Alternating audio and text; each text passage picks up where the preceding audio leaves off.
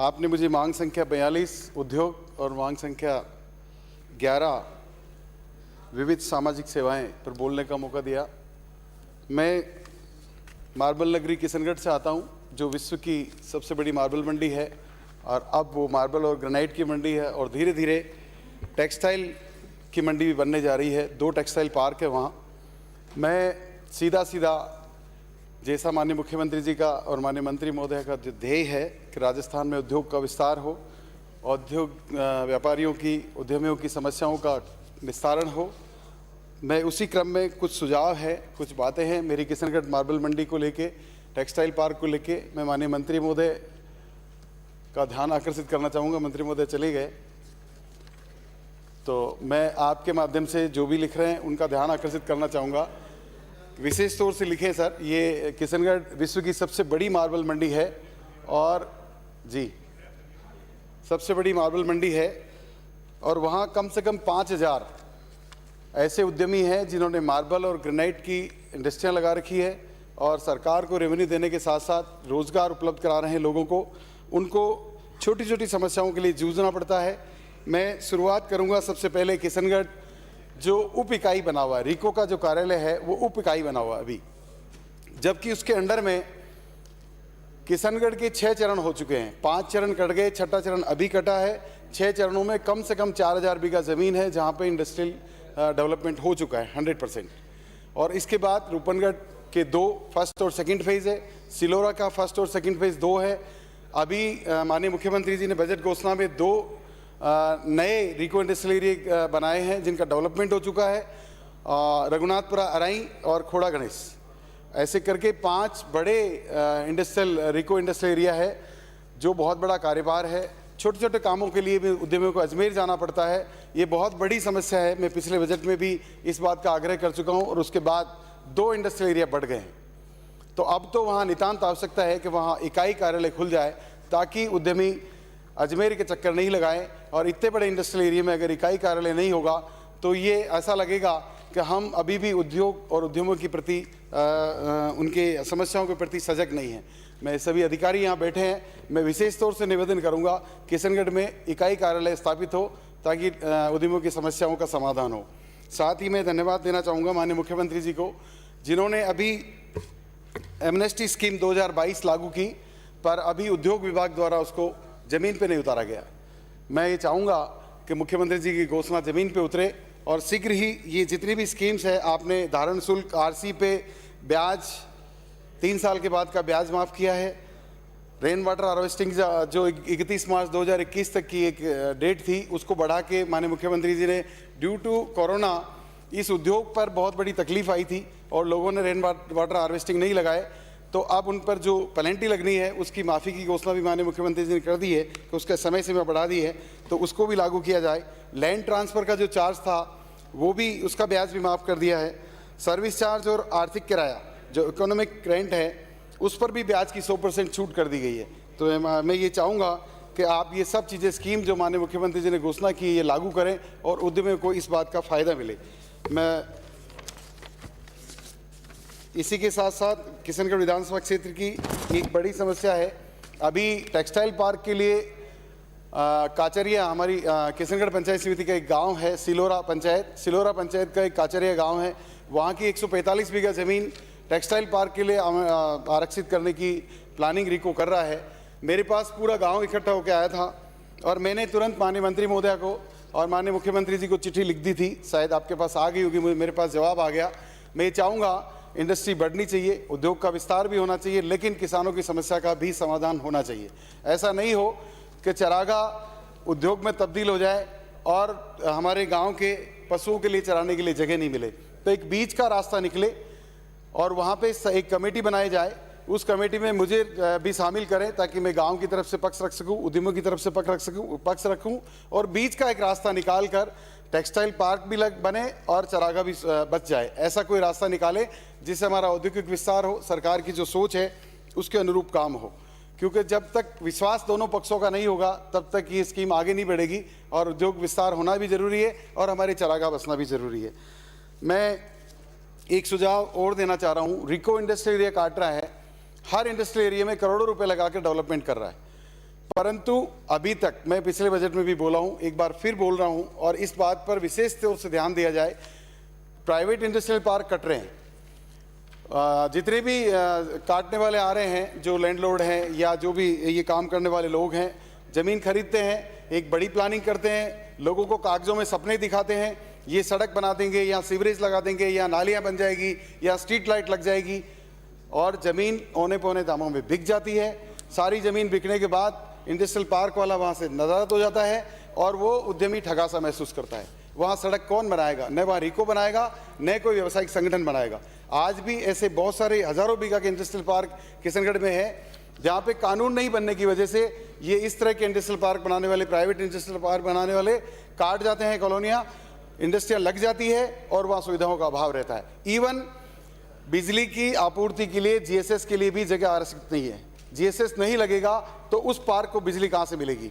आप रिको जब काट रहे हैं तो आप जीएसएस के लिए भी ज़मीन आरक्षित करते हैं, आप पार्क के लिए भी ज़मीन आरक्षित करते हैं, आप सड़कें भी बना रहे हैं, आप स्ट्रीट लाइट भी लगा रहे हैं, आप सारी सुविधाएं डेवलप कर रहे हैं, तो प्राइवेट क्यों नहीं?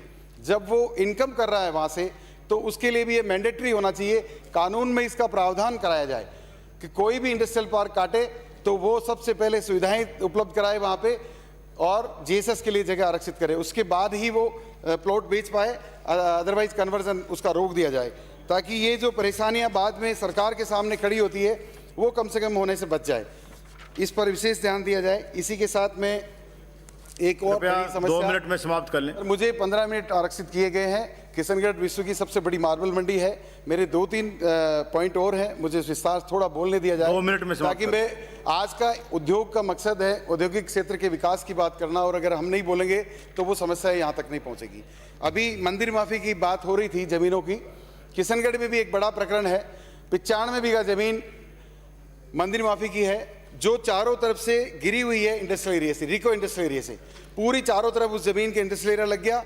पुराने टाइम में, आज के 40 साल पहले, 30 साल पहले जो पुजारी थे, उन पुजारियों ने वो ज़मीन इंडस्ट्रियल विस्तार को देखते हुए उद्यमियों को लीज पर दे दी।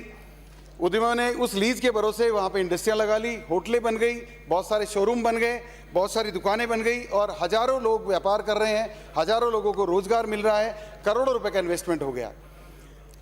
पिछली सरकार के समय इस बात को मैंने रखा था, तब इस पर काम भी हुआ।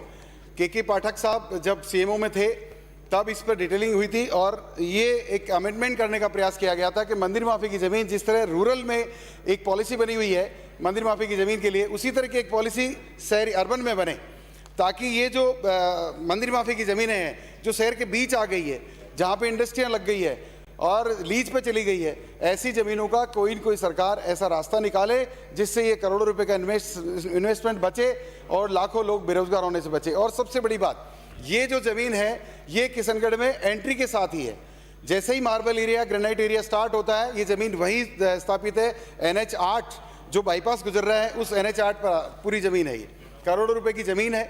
सरकार को रेवेन्यू लॉस हो रहा है, पर पॉलिसी के अभाव में व्यापारी परेशान हो रहा है, मजदूर परेशान हो रहा है और कोर्ट की तलवार लटकी हुई है। अभी लगातार 4 बार से प्रशासन जा रहा है और इतना नुकसान हो गया, इतनी तोड़फोड़ हो गई है जिसकी कोई लिमिट नहीं है और प्रशासन की मजबूरी है, क्योंकि कोर्ट का लिटिगेशन है, कोर्ट के कंप्लाइंस करनी पड़ेगी। उस कंप्लाइंस के लिए वो वहाँ अतिक्रमण तोड़ रहे हैं। मेरी सरकार से, माननीय मुख्यमंत्री जी से, माननीय मंत्री महोदय से आग्रह है कि इस पर विशेष ध्यान दें और अर्बन की पॉलिसी बने। देवस्थान, ये जो ज़मीनें हैं मंदिर माफी की, जिस तरह रूरल की पॉलिसी बनी हुई है उसी तरह पॉलिसी बने। चाहिए ज़मीन रिको को दे दी जाए, उनको लैंड फॉर लैंड अलग से, जितनी लैंड है उतनी अलग दे दी जाए। यहाँ करोड़ों रुपए की आय होनी है और ये डेवलपमेंट टूटेगा नहीं। इससे 1 मिनट में समाप्त करिए प्लीज। हाँ, समाप्त कर रहा हूँ सर, समाप्त कर रहा हूँ। इसी के साथ साथ रूपनगढ़ एक इंडस्ट्रियल एरिया और है जहाँ पे उद्योग विभाग ने जमीन दी थी। बड़ी समस्या है ये, 2009 में उस समय तत्कालीन ACS महोदया रुक्मणी हल्दिया जी द्वारा आदेश भी कर दिए गए थे कि रूपनगढ़ के इस दोनों प्रथम और द्वितीय चरण को जिला उद्योग केंद्र रिको को स्थानांतरित कर दिया जाए। माननीय मंत्री महोदय अजमेर पधारी थी अभी जब मंत्री बनते ही, तब भी सारे इंडस्ट्रियल्स ने आके इस समस्या से अवगत कराया था और मैं आज फिर हाउस में इस बात को रख रहा हूँ कि रूपनगढ़ इंडस्ट्रियल एरिया जो अभी जिला उद्योग केंद्र के तहत है, वहाँ कोई डेवलपमेंट नहीं हो रहा है, वहाँ पे लोनिंग की दिक्कत आ रही है, ऋण नहीं मिल रहा है और नहीं मिल रहा है, तो इसको उद्योग विभाग से रिको में ट्रांसफर करने की कार्रवाई की जाए मैं उम्मीद करूंगा कि आज इस पवित्र मंदिर में इस बात को मैं रख रहा हूं, रूपनगढ़ के उद्यमों की बात को माननीय मंत्री महोदय, मैं आपका ध्यान आकर्षित करना चाह रहा हूं। माननीय मंत्री महोदय, सुन रही है, आप समाप्त करिए। मैं आपका ध्यान आकर्षित करना चाह रहा हूं, आपको वहां प्रेजेंटेशन भी दिया था और आप इस पे विशेष ध्यान दें कि ये जो रूपनगढ़ के दोनों फर्स्ट और सेकंड फेज है, ये जिला उद्योग केंद्र से रिको में ट्रांसफर हो जाए, ताकि वहाँ के उद्यमी जिन्होंने उद्यम लगा रखे उनको ऋण मिले, उस एरिया का डेवलपमेंट हो और रिको और भी आ जाएगा। और भी विस्तार अगर आप करना चाहेंगे तो वहाँ बहुत सारी गुंजाइश है। एक मैं धन्यवाद आपका। एक बात और कह के मैं अपनी बात खत्म करूँगा सर। किशनगढ़ नगर परिषद द्वारा 120 बीघा जमीन पर एक नया रिको काटा जा रहा है, एक इंडस्ट्रियल पार्क बनाया जा रहा है। मैं ये समझता हूं अभी भी रिको में कम से कम छठे चरण में 200 प्लॉट बिकना बाकी है। ये रिकॉर्ड उपलब्ध होगा विभाग के पास। मैं 10 साल उस मार्बल एसोसिएशन का चेयरमैन रहा हूं और जो डेवलपमेंट मेरे टाइम पे मैंने किए हैं, मुझे एक एक चीज़ पता है। अभी विस्तार की आवश्यकता नहीं है, अब जरूरत है तो वहाँ ऑक्सीजन की जरूरत है। इतना बड़ा एरिया कट गया, वहाँ 6 चरण रिको ने काट दिए हैं, हजारों बीघा जमीन प्राइवेट इंडस्ट्रियल पार्क वालों ने काट दी है। उसके बाद वहाँ ऑक्सीजन ही खत्म हो गया, वहाँ के जानवरों को बैठने के लिए जगह नहीं है। मैंने 50,000 पेड़ लगाए थे वहाँ, वो भी कम पड़ रहे हैं। जहाँ ये ज़मीन है वहाँ पे हमारा डंपिंग यार्ड बना हुआ है और वहाँ ये ज़मीन काटना चाह रहे हैं। मेरा आग्रह है माननीय मंत्री महोदया, इसमें से आधी ज़मीन तो कम से कम बायोलॉजिकल पार्क के लिए आरक्षित की जाए और वहाँ एक बायोलॉजिकल पार्क बनाया जाए, जिससे ऑक्सीजन मिले, हम आराम की सांस ले सके। आप सरकार, आप सब मिलकर सिलोकिसिस बीमारी का बहुत धन्यवाद आपका के उपचार में लगे हुए हैं, वो रोग बढ़े नहीं। और ये जब तक नहीं बढ़ेगा जब तक हम हरित क्रांति नहीं लाएंगे। और हरित क्रांति तभी आ पाएगी सर, एक मिनट, थैंक यू। हरित क्रांति तभी आ पाएगी जब हम ये पार्क डेवलप करेंगे, समाप्त करिए, बायोलॉजिकल पार्क बनेगा। और मैं उम्मीद करूंगा कि आप इस पर फोकस करके इस समस्या का भी समाधान करने का प्रयास करेंगे। एक किशनगढ़ में मुख्यमंत्री कोऑपरेट करिए, 7 बजे, एक minute, last one minute sir. मुख्यमंत्री लघु उद्योग प्रोत्साहन योजना के संदर्भ में एक छोटी सी बात कहना चाहूंगा। माननीय मुख्यमंत्री जी ने औद्योगिक इकाइयों का विस्तार और इनोवेशन के लिए 1 करोड़ रुपए तक का ऋण का प्रस्ताव दिया था अभी कोरोना के बाद में, लेकिन 31 मार्च 2021 के बाद से पहले तो मंजूर कर लिया, लेकिन अप्रैल माह से जिला औद्योगिक केंद्र अजमेर ने आवेदन लेने से इनकार कर दिया है। तो इसके पीछे क्या कारण है? जब मुख्यमंत्री जी की घोषणा को अधिकारी नहीं मानेंगे मंजीत धर्मपाल चौधरी, इस योजना का क्या होगा? उद्यमों में निराशा है, इसलिए मैं चाहूंगा कि आप इस पर ध्यान दें और इन चीज़ों पे सब पे उम्मीद करूंगा कि आप फोकस करेंगे और मेरे उद्यमियों को आप राहत प्रदान करेंगे। आपका बहुत बहुत धन्यवाद। जय हिंद। मैं सभी